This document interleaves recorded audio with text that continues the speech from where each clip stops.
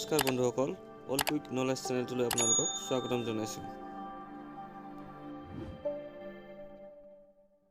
আজি প্ৰথম কুৱেশ্যন হৈছে কাজিৰঙা ৰাষ্ট্ৰীয় উদ্যান হিচাপে কিমান চনত ঘোষণা কৰা হৈছিল? এনসাৰ হ'ব 1974। নেক্সট কুৱেশ্যন, নামেৰিক ৰাষ্ট্ৰীয় উদ্যান হিচাপে কিমান চনত ঘোষণা কৰা হৈছিল? এনসাৰ হ'ব 1998। নেক্সট কুৱেশ্যন, ওৰাং অভয়াৰণ্যক কোন চনত ৰাষ্ট্ৰীয় উদ্যান হিচাপে ঘোষণা কৰা হৈছিল? এনসাৰ হ'ব 1999। নেক্সট কুৱেশ্যন, ডিব্ৰু-চৈখোৱাক ৰাষ্ট্ৰীয় উদ্যান হিচাপে কিমান চনত ঘোষণা কৰা হৈছিল? এনসাৰ 1999। নেক্সট কুৱেশ্যন, ভাৰতৰ অৰণ্য মানৱ বুলি কাক জনা যায়? এনসাৰ হ'ব যাদৱ পায়েং। নেক্সট কুৱেশ্যন, ভাৰতত জল সংৰক্ষণ নিয়ন্ত্ৰণ আইন কেতিয়া প্ৰণয়ন কৰা হৈছিল? এনসাৰ হ'ব 1974।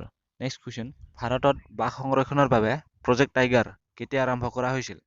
এনসাৰ হ'ব 1973। ভাৰতৰ পৰিৱেশ সুৰক্ষা আইন কেতিয়া প্ৰণয়ন কৰা হৈছিল? এনসাৰ হ'ব 1986। নেক্সট কুৱেশ্যন, ভাৰতৰ বায়ু প্ৰদূষণ নিয়ন্ত্ৰণ আইন কেতিয়া প্ৰণয়ন কৰা হৈছিল? এনসাৰ হ'ব 1981। নেক্সট কুৱেশ্যন, ভাৰতৰ ৰাষ্ট্ৰীয় সেউজ ন্যায়াধিকৰণ কিমান চনত গঠন কৰা হৈছিল? এনসাৰ হ'ব 2010। ভিডিঅ'টো শেষলৈ চোৱাৰ বাবে ধন্যবাদ আৰু এনেকুৱা ভিডিঅ' আগলৈ পাই থকাৰ বাবে চেনেলটো ছাবস্ক্ৰাইব কৰি ৰাখক আৰু কাষতে থকা বেল আইকনটো প্ৰেছ কৰি দিয়ক।